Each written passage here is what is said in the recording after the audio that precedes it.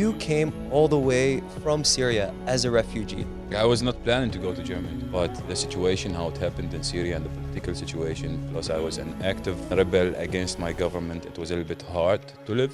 Ameen and Thorben, aka Shkoon, a duo known for its Arabic electronica music, German-Syrian band, started their journey together in 2015, and despite one of the members having a status as a refugee in Germany, they were still able to share their music around the world. What was it like hearing Arabic music for the first time? I'm a trained musician, so like I'm a very technical person in general in life.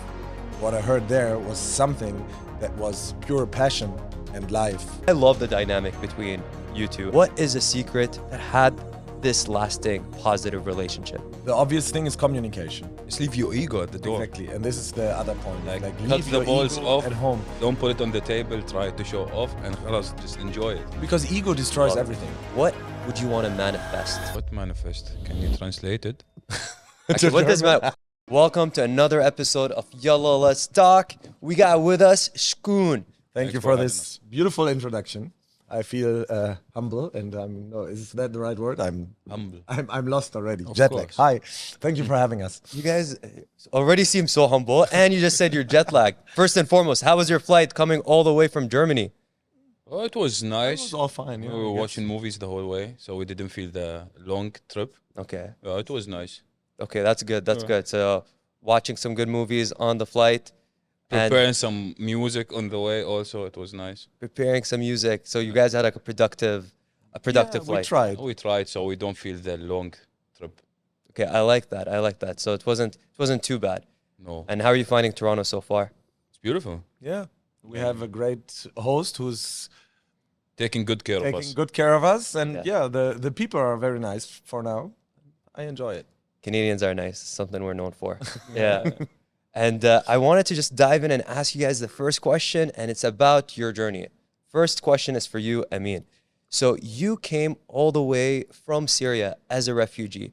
Can you walk us through your journey, how you came to Germany? Like, I was not planning to go to Germany, to be honest. Like the whole story about me going to Germany, it was not planned in my head. But the situation, how it happened in Syria and the political situation, plus I was an active person and a rebel against my government, it was a little bit hard to live. And the situation was a little bit hard for me and for a lot of people like me. So I decided to go out to Turkey to continue my studies. I used to study marine engineering in Syria, and I didn't have the chance to continue in Turkey, and I decided, okay, let's go to Europe and let's maybe start new somewhere else. And yeah, I wanted to go to Sweden actually. I was not planning to go to Germany, and in Hamburg I fell in love with the harbor, and it was just a beautiful city. And yeah. And then I saw him, I caught him. And then you caught him. Amazing. So wait, so you were in Syria studying marine engineering, and you said you were playing a very active role in rebelling with the government. So Like, you can say not very active, but I was active with a lot of students, university students, and people who were standing to say the word of freedom against the oppressor, so to say. yeah, and I think a lot of people who might be listening maybe don't realize that at that time in Syria, any type of advocacy and protesting would have been a risk to your safety Exactly. A risk for your life. and your life. Yeah, Like, because absolutely. they were shooting live bullet at the protesters. And they were shooting. Oh, that's crazy. Real bullets, not even rubber bullets. So And then you just decided for your safety just to, was it to leave by yourself, or did you go with your family all the way to Turkey and then Germany? they captured me. They took me from the university and they captured me in prison for like 34 days. And after that, I was like, I don't know, maybe traumatized, you can say, or I was just confused what's going on. I couldn't go to university anymore because I don't feel safe there. And I decided like it's not a life to live, especially if I want to do something in my life and build my own self, let's say. And yeah, it was a little bit hard to continue there. So I decided just to go out and try somewhere else if I have luck. It was bad luck in Turkey because I went to another racist country. Like, not all the people, but I faced a lot of racism and a lot of, like, it's disgusting, you know, how Syrian are treated in some countries. And then I said, okay, maybe Europe, it's the next step to go there. Maybe they have a little bit respect for human. That's what you Kind. thought. That's what I thought. That's what- You know, at some point, of course, I met like really nice people. You know, and I was living in a shared flat with 10 people. I felt like home. I felt like they are my family without even knowing them. But yeah, I mean, it's part of the system. exactly. Racism, right? All over. Exactly. Okay, so and then you settled back like in Germany, and then you found Thorben. Yeah. How did you guys discover each other? I used to work in a like a organization that they collect funds. Yeah, they were collecting like clothes and Exactly. hygiene articles for like all the people that arrived back then in 2015. And me and my flatmates, we were all like volunteering in different places, all over the place. And one of my flatmates was volunteering with Ameen in that place. And back then, like, I mean, as they do it when a lot of people arrive, they put them in camps. And Ameen was officially put in a camp. Like, it was an old mall basically, and it was like 400 people sleeping in Like one an room. exhibition hall. No, but they put you to Bergedorf. Yeah, the other one. Yeah. I mean, like putting him here and there. So one of my flatmates was like, okay, that's not a place to stay. Come over, sleep at my place. And he was basically hiding in my flatmate's room. And I knew that like for a week or two, there's someone going in and out, like leaving early in the morning, coming back late. But I've never seen that person. So one day I just grabbed him, was like, hey, happy that you're here. Let's gather. So we were just having like a chilled evening in the kitchen, sitting all together. And who did that? Yeah, and yeah, this is how we got to know each other. And then like I don't know, we clicked. That's amazing. That's amazing. So it was just your journey. You went from Syria to Turkey, realized that the system was not as ideal as you thought it was, and then you went to Germany, and then you two met Thornburn, and I was not planning to do music in my life. really, Yeah. that's Like- okay. That's a very interesting. So like this is what I was thinking. Like my assumption was you guys, bonded. You said you were doing a little bit of this, maybe over music, and you're like, hey, let's start a band. But was that the case, or how did you guys start? I mean, it's like I do basically music my whole life. I learned classical piano, and like I was doing this and that and a little bit of everything. And that night when we met, we were like talking about, of course, everything and culture, and music is a big part of it.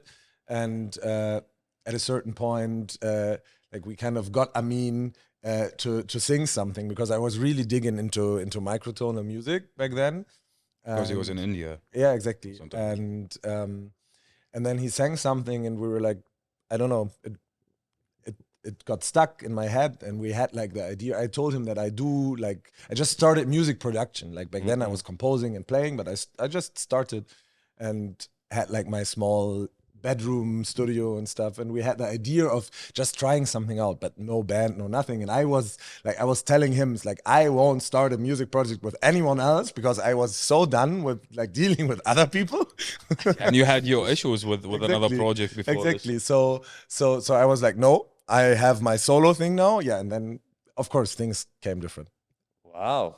So he heard you sing for the first time, and you were like, okay, there could be something there. I have a question for you, Thorben. Is that what was it like hearing Arabic music for the first time? What was your feeling?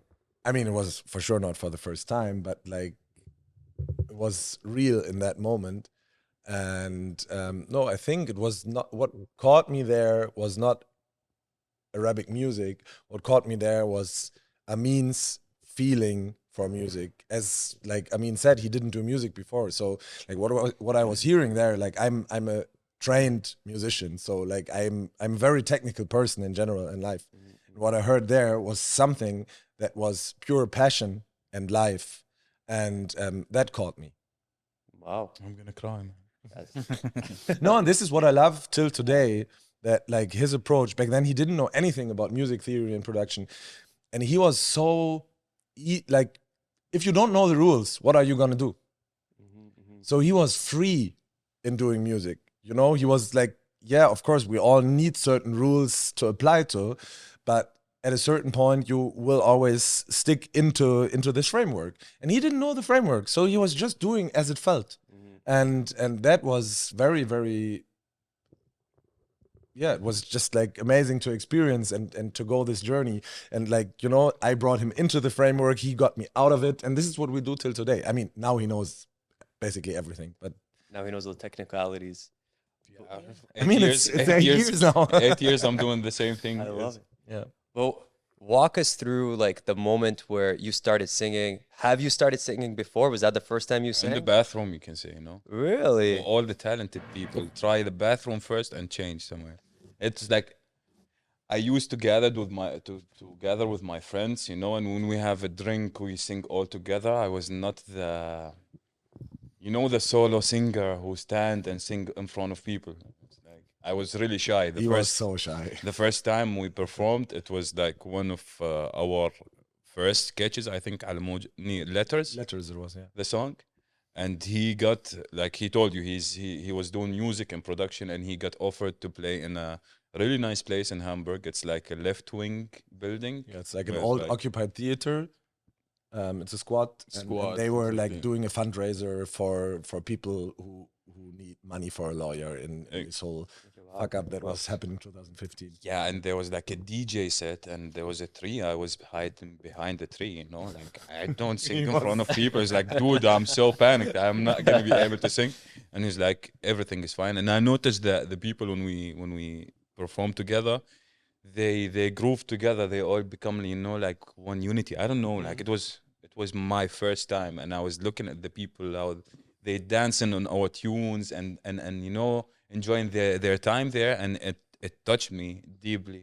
And when we finished, our friends they were the big support for us, to be Yeah. honest. Our flatmates, Your they were the flatmates. only support in the Wow. beginning for us, and they pushed us to do this.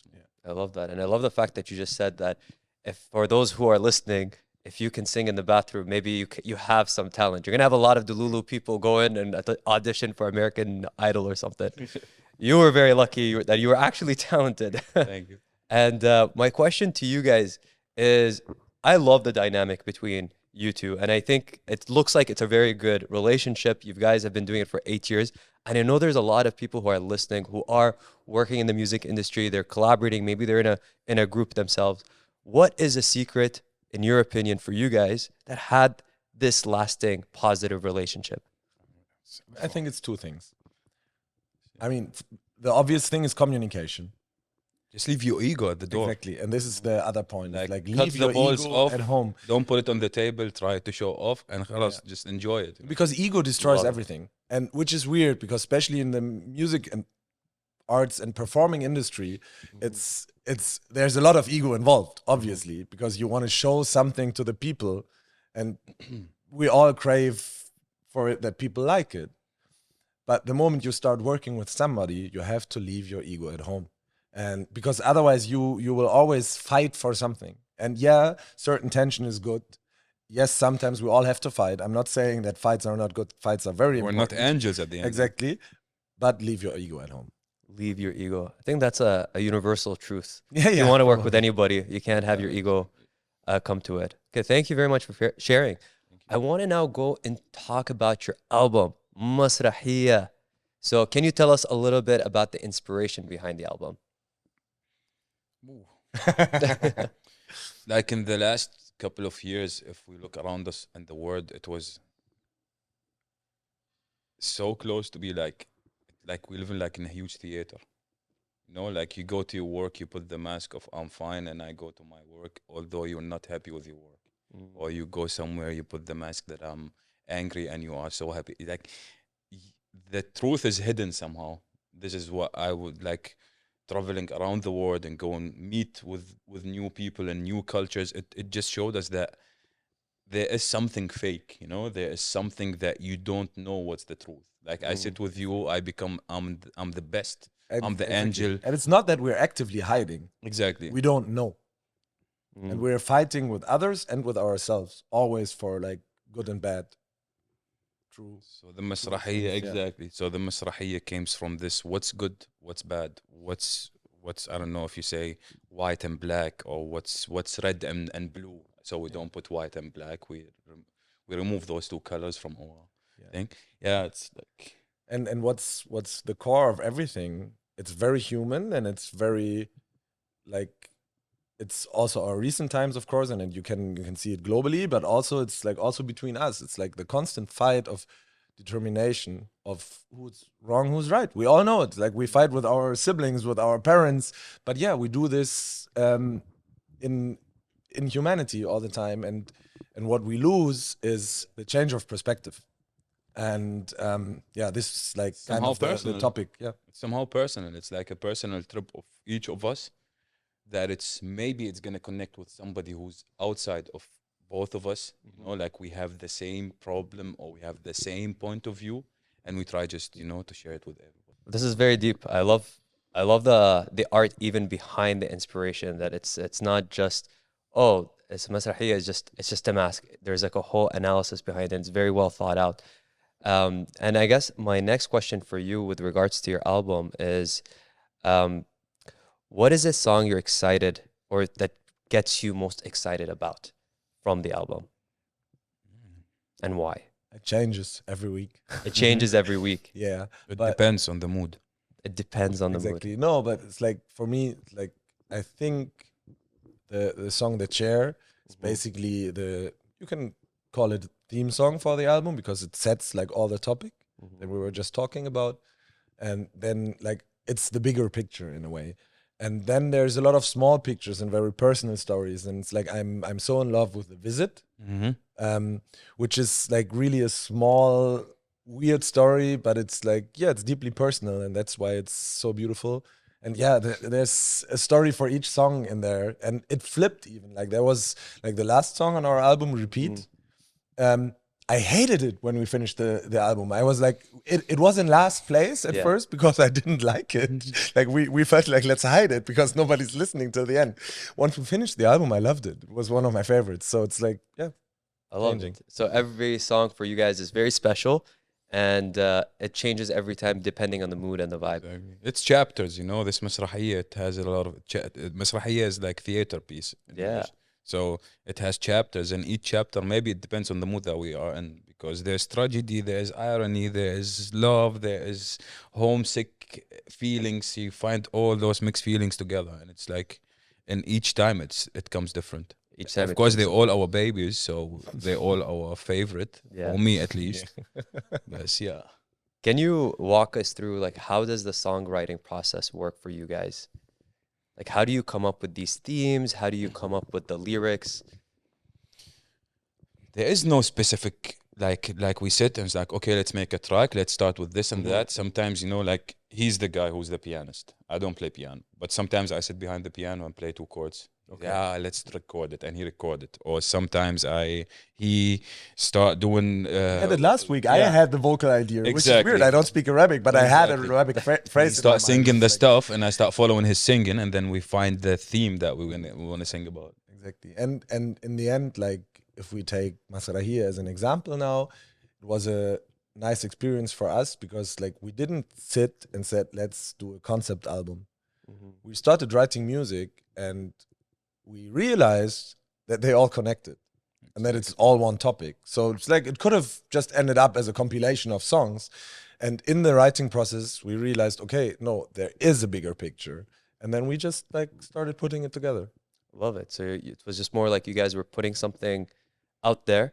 And then as you were putting something out there, you started connecting the dots and realizing, hey, there is a common theme and let's make this into an album. Exactly. We were never like, we're not Like we didn't sit people. and we say, let's do an album. Yeah, we didn't sit and say, well, let's do a band. It's like exactly. It happens. Like even when we started, there was no attention of being in a band. We were just having fun with our flatmates and playing around like small places. I love that. That's very, very authentic, right? Like you guys just started just vibing, putting music out there, having fun with your flatmates, and then boom, yeah, Shkoon. that's exactly. And maybe what this it's is the fun of it, you know? This is when the you're- fun, and we lost it honestly, or we lose it in between. It's like when success comes into play, no matter if it's small or big or like what kind of scale is it on, but at a certain point you're like, okay, you try to follow what's happening, Yeah. and that puts pressure, and then you feel like, okay, but I need to do this to get there, and then you get so tense, and then it's like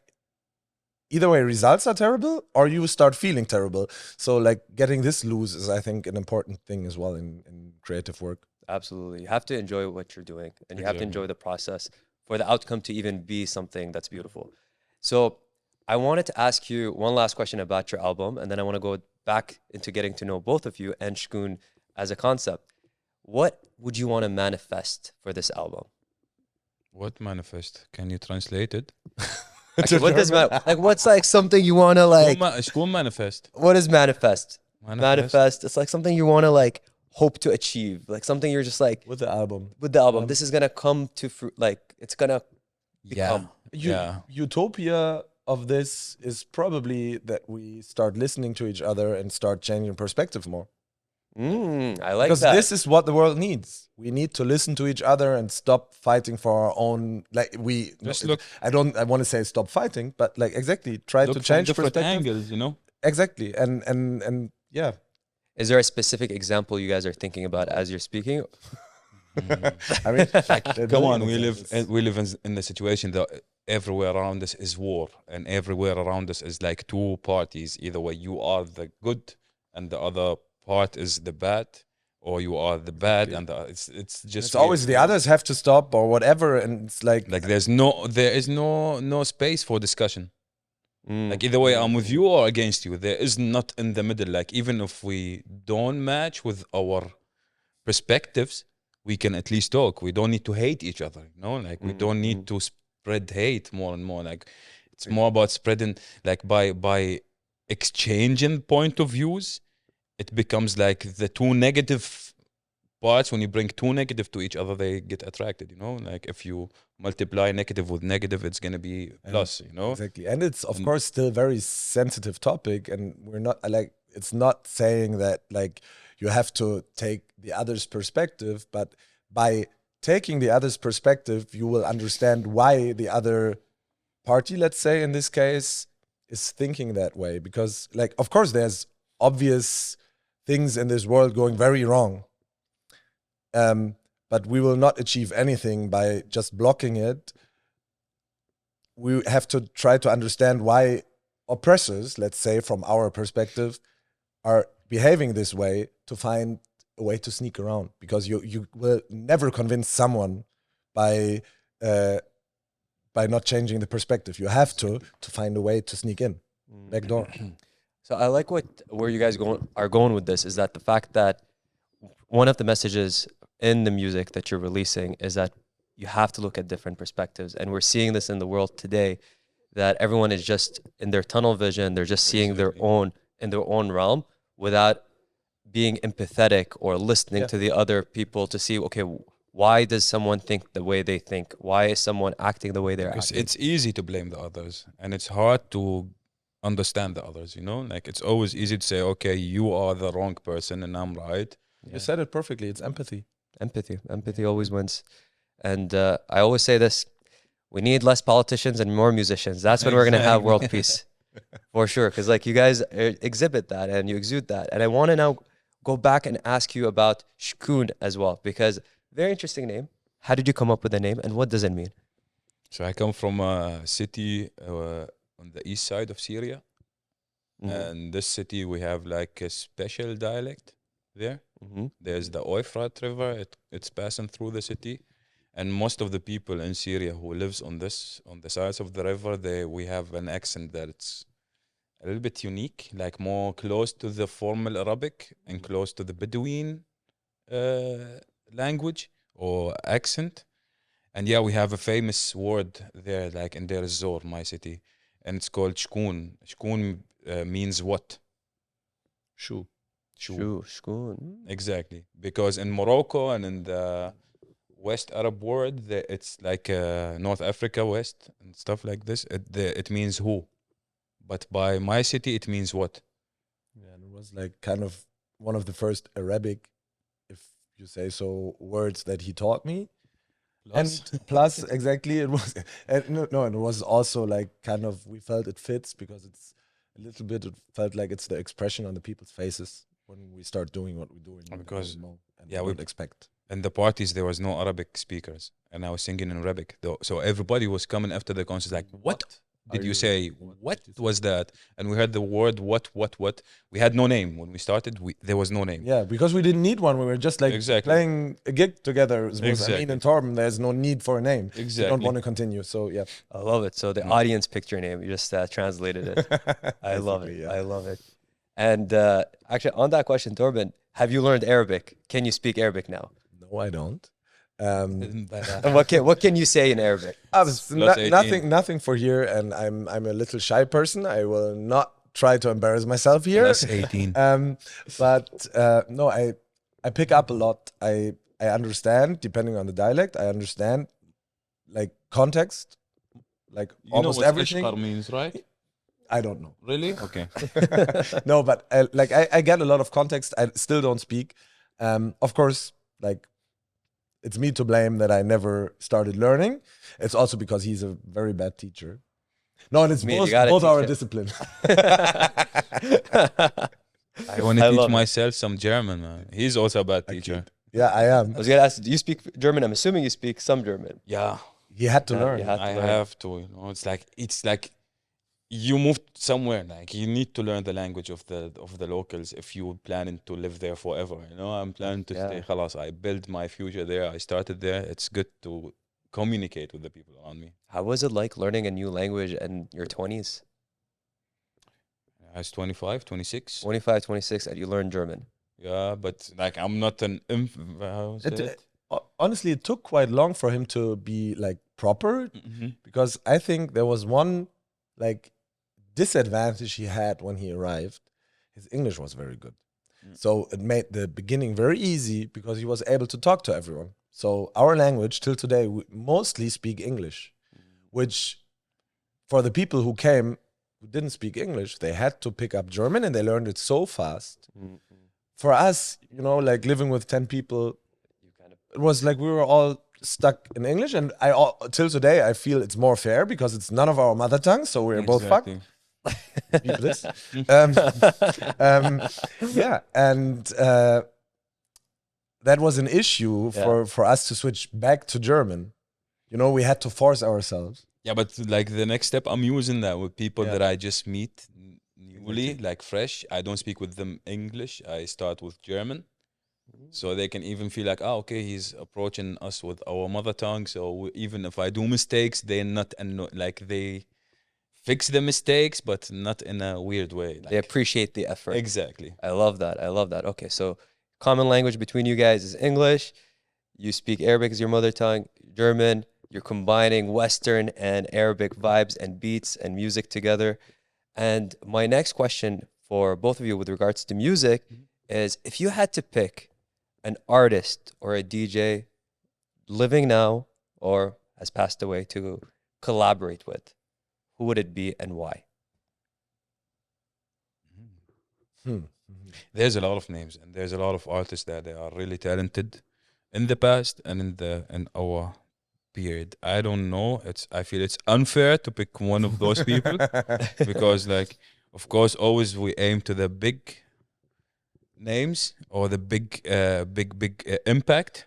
They give you the big impact, but like yeah, it's like I love Dhafar Yusuf. You know, like he's one of my favorite vocalists in the Arab world. That like when I watch his concert, this guy is unbelievable, man. Like the tune or the notes that he hits, it's like it's crazy.